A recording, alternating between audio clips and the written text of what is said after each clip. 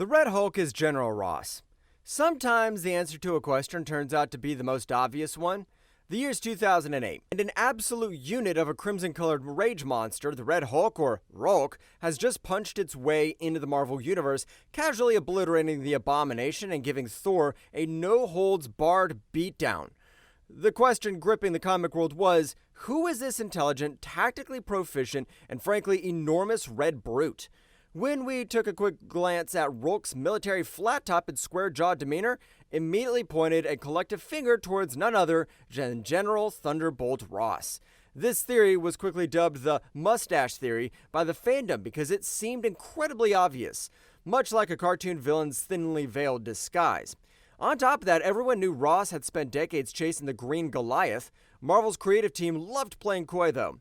They threw in a variety of red herrings, including life model decoys into the storyline, and even staged scenes where Ross and Red Hulk were seemingly in the same room at the same time. This constant misdirection led some of us to dismiss the Ross theory as a trap for gullible newcomers, figuring the real reveal must be someone much more surprising. After 2 years of convoluted mysteries, the grand unmasking in Hulk number 23 delivered the punchline: it was indeed General Ross all along. The LMDs and confusing timelines were the comic book loophole explanations everyone had dreaded, which is to say the least creative and dumbest theory turned out to be the one true answer. I guess sometimes a massive mystery can be hiding in plain sight behind a very obvious flat-top haircut. Wolverine has bone claws under the metal.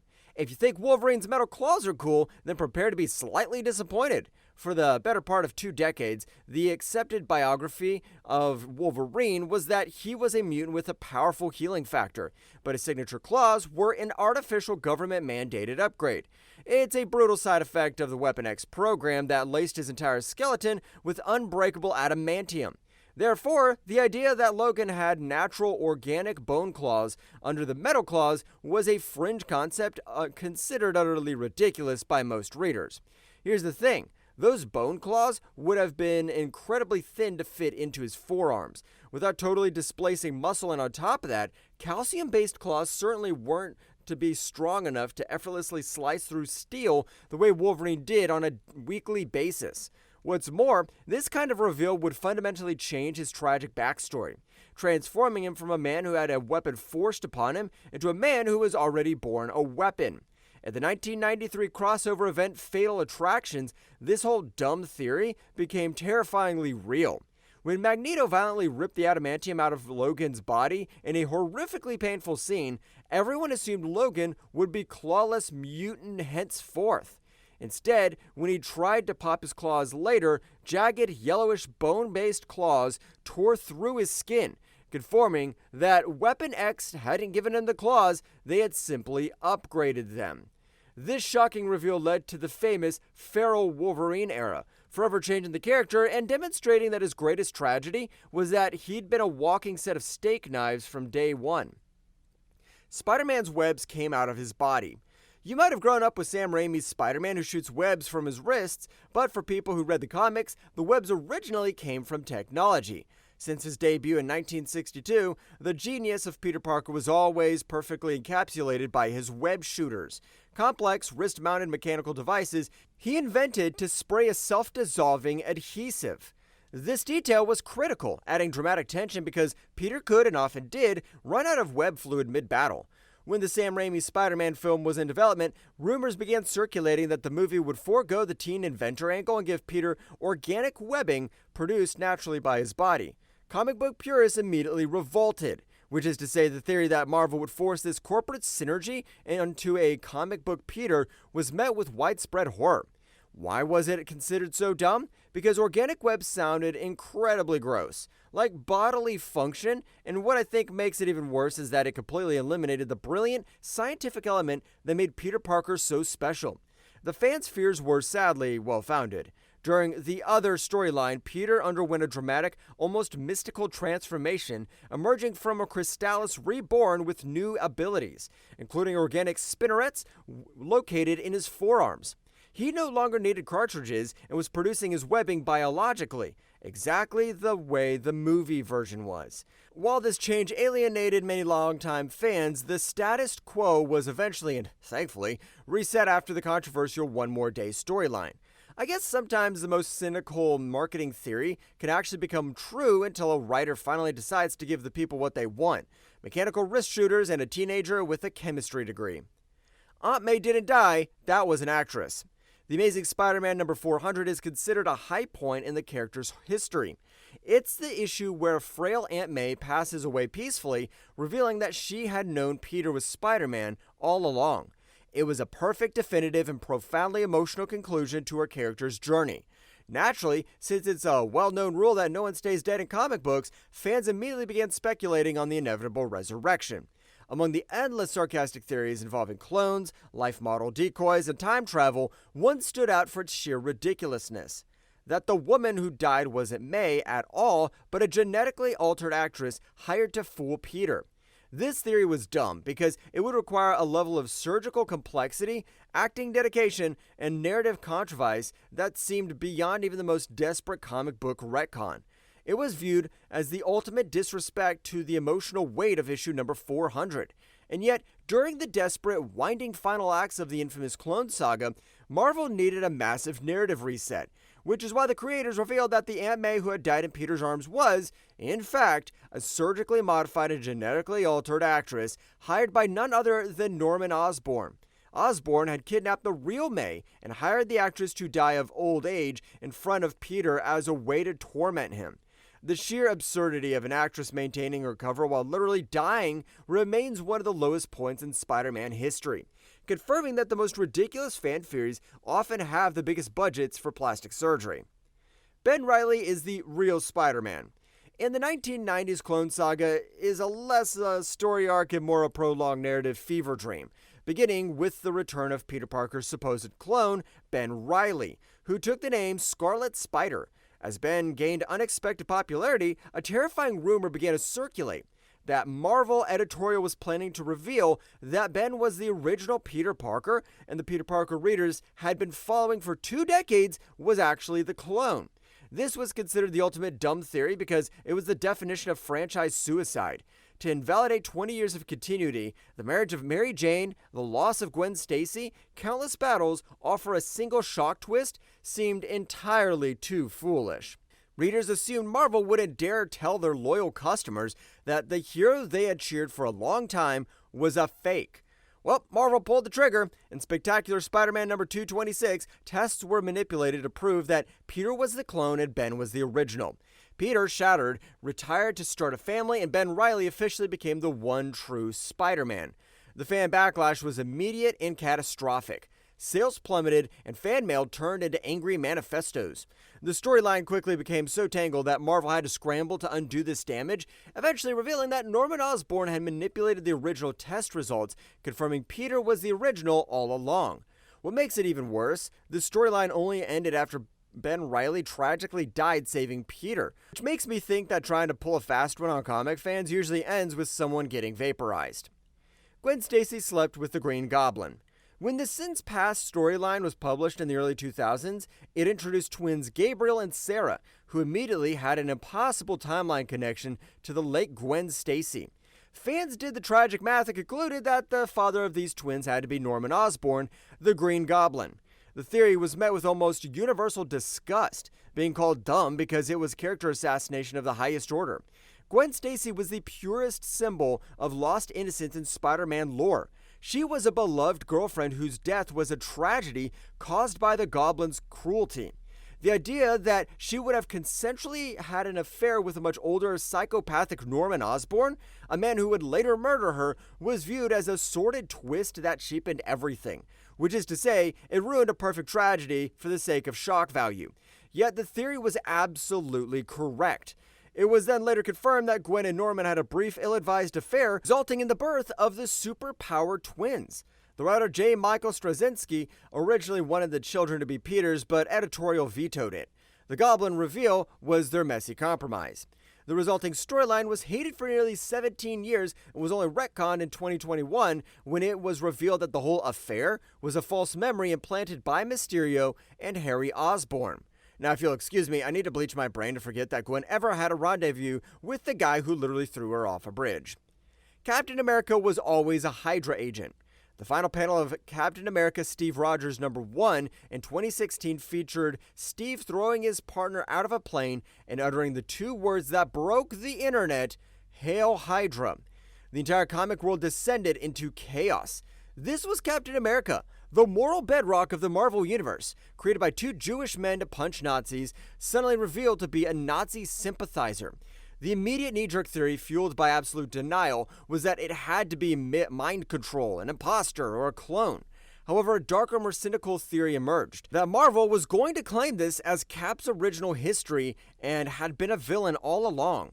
This was labeled dumb because it was pure unadulterated shock value marketing that would fundamentally destroy the character's legacy.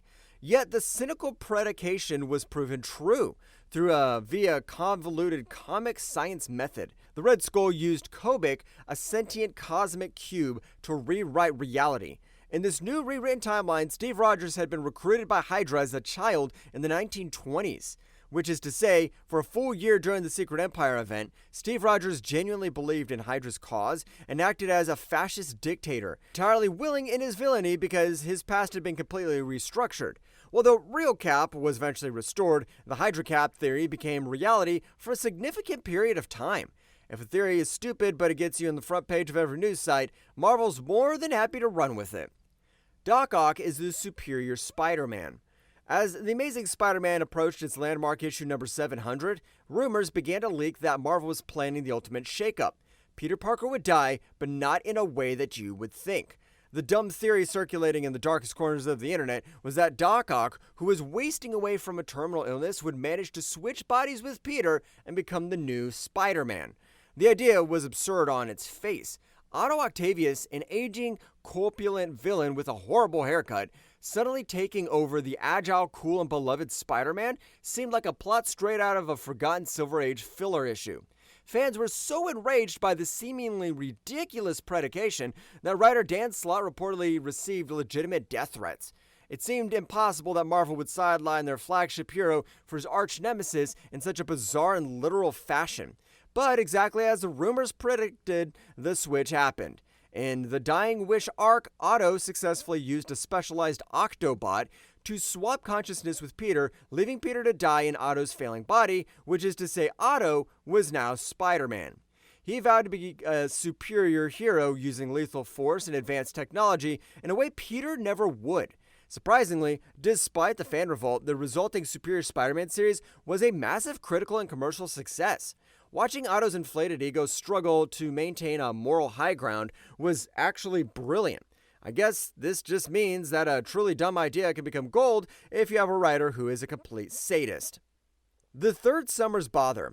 In 1993's X-Men number 23, Mr. Sinister dropped a casual yet devastating line while taunting Scott Summers, aka Cyclops. He referred to your brothers plural. Scott only knew he had one brother, Alex, aka Havoc. That single speech balloon became a loose thread that drove fan speculation for over a decade. Fans theorized wildly, with many of the proposals considered dumb for stretching the limits of credibility. Could it be Gambit? Maybe it could be the forgettable backwards hat-wearing 90s character Adam X, the Extreme.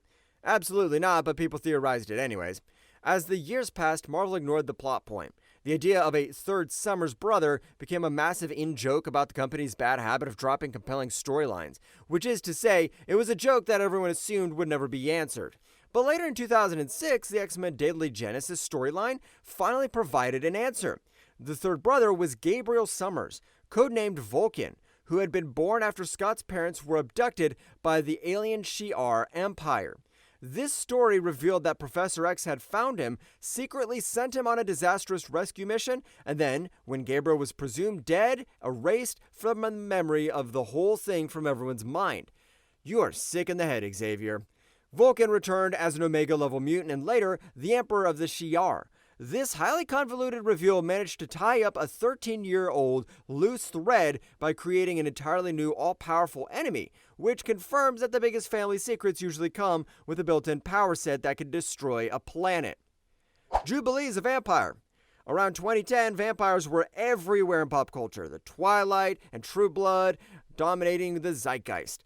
At the same time, Marvel began teasing an X-Men event called The Curse of the Mutants. Promotional art showed Jubilee, the bubbly, firework-generating, iconic mall rat, looking pale, dressed in black, and sporting fangs. The fan reaction was immediate and drenched in cynicism. The theory was simple. Marvel is desperate to cash in on the vampire trend and is going to force this gimmick onto the most thematically mismatched character possible. This was labeled dumb because it seemed like a complete thematic betrayal. Jubilee was the epitome of youthful energy and light. Turning her into an undead creature of the night felt like pure marketing mandate rather than a genuine story decision. Yet in X-Men #1 in 2010, the vampiric suicide bomber exploded near Jubilee in a cafe, infecting her with the virus. She lost her mutant powers and became a full-fledged vampire. This was no temporary gag. It became her status quo for nearly a decade. She had to drink vials of blood, wear an amulet to walk in the sun, and resist the urge to kill her teammates, though if you ask me, I'd be down for her first victim. On top of that, she even adopted an adorable baby. Writers eventually found interesting ways to make new status quo work. With this, the most blatant trend-chasing storyline in some cases can have a surprisingly long shelf life, and also, sometimes a vampire just needs a baby. Iron Man was adopted. Tony Stark's entire psychological framework is built on his relationship with his late father, Howard Stark. The genius, the arrogance, the drinking, it was all an inheritance. That's why, when Kieran Gillen's 2013 Iron Man run, titled The Secret Origin of Tony Stark, started hinting at a complex birth story, a familiar cynical fan theory surfaced. Tony Stark was going to be revealed as adopted. This was considered the ultimate dumb theory because it was felt wholly unnecessary. Why would anyone dilute the intensely dramatic dynamic between Tony and Howard, which was the cornerstone of the character's appeal, for a simple everything you know is a lie reveal? Removing the blood connection seemed to serve no purpose other than to generate a headline, which is why the creators did it.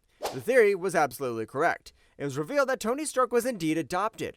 Howard and Maria Stark did have a biological son, Arno Stark, but his DNA had been fatally compromised by an alien robot named Recorder 451, which intended to use the Stark heir to pilot a massive, universe-destroying weapon. To fool the robot, the Starks adopted a healthy baby, Tony, and presented him as their son. This reveal made Tony a decoy and a footnote in his own family history, while introducing ailing Arno Stark into the main continuity. Now I guess I need to figure out which of my parents is actually an alien robot. Xorn is Magneto. When Grant Morrison introduced Xorn in 2001's new X-Men, the character was an immediate hit. Xorn was a Chinese mutant with a literal star for a brain, confined to wearing a skull-like iron helmet. He was portrayed as a Zen-like peaceful healer and a teacher to the X-Men's special class of students. Despite the character's overwhelming pacifism, his occasional rhetoric about mutant superiority made some fans suspicious, which is how the dumb theory, is that Magneto under the helmet? This was widely dismissed because Magneto is supposedly dead, and what I think makes it even worse, reducing a cool original character like Xorn to a cheap disguise felt like a narrative cheat. It would undo all the interesting character work and honestly feel like a tired Scooby-Doo unmasking. The cynical fans were right. In the Planet X storyline, Xorn dramatically removed his helmet to reveal he was Magneto, who had been manipulating the X-Men the entire time, even faking the star in the brain using his magnetic powers to manipulate his own blood flow. Magneto then went on a drug-fueled villainous rampage, destroying New York City and killing Jean Grey, though she was later resurrected, like always. The controversy and fan backlash were immense. The reveal was so hated by Marvel editorial that they later retconned it, claiming Xorn was a real person who only thought he was Magneto. This is one of those stories where a bad twist can lead to even dumber continuity fixes down the line. Professor X is a jerk. For decades, Charles Xavier was presented as the saintly, visionary leader of the X-Men, a figure of pure moral integrity who guided his students with a benevolent hand. However, for years, cynical fans pointed out his less than saintly actions, including his penchant for mind-wiping people, keeping massive secrets, and constantly endangering teenagers. This eventually led to the theory Xavier isn't a Martin Luther King Jr. figure, he's actually a manipulative villain who views his X-Men as expendable soldiers. This was considered dumb only because it completely contradicted the official narrative of the character being the Marvel Universe's moral compass. Over the course of the mid-2000s, Marvel decided to make this subtext the absolute text. The character assassination began in earnest. The Illuminati storyline revealed that he had been secretly running the world alongside Iron Man and Reed Richards. On top of that, the Deadly Genesis storyline revealed he had sent a secret second team of X-Men to their deaths, then erased everyone's memory of the tragedy. I think what makes it even worse is that the reveal he had mentally enslaved the Danger Room, a sentient AI, for years. By the time the Avengers vs. X-Men, the Xavier is a jerk theory was no longer a theory, it was a defining characteristic of the character's modern history, leading to his temporary death at the hands of Cyclops. Which is to say, all it took was a few flashbacks to prove that your saintly leader was, in fact, a colossal, mind-wiping jerk. Deadpool's text boxes are real characters. During Daniel Way's popular run of Deadpool in 2008, the character's signature fourth wall breaking was visually represented by two distinct internal monologues. One appeared in his traditional yellow caption box, representing his usual fourth wall shattering voice. A second voice, often serious and psychopathic, appeared in the white caption box. Fans debated what the white box represented. Was it simply his split personality? Was it his subconscious mind? A fringe, utterly dumb theory emerged that the white box was actually a conscious mind of a completely separate character trapped inside Deadpool's head. This was dismissed by most readers as overcomplicating what was essentially a visual gag representing Wade Wilson's schizophrenia, which is relatable, by the way. Critics argued that turning the text boxes into a literal character would ruin the simple effect of humor. In Deadpool Annual Number 1 in 2013, the writers decided to lean into the absurdity. It was revealed that the white caption box was indeed a separate person, Madcap, a Captain America villain who possessed an accelerated healing factor and insanity-inducing powers. Years prior, Madcap and Deadpool were vaporized by a lightning bolt from Thor. Since both had healing factors, they regenerated, but Madcap's consciousness was accidentally fused into Deadpool's brain. The issue concluded with the two being successfully separated, and the white text box was removed from the comics permanently. Well, it's pretty crazy to think that even your inner voice can be evicted. Well, that's it for this one. If you liked the video, hit that like button, subscribe for more, and ring the bell so you never miss a drop. Craving more stories from comics, movies, and beyond? Check out this video right here. Cheers, and see you in the next one.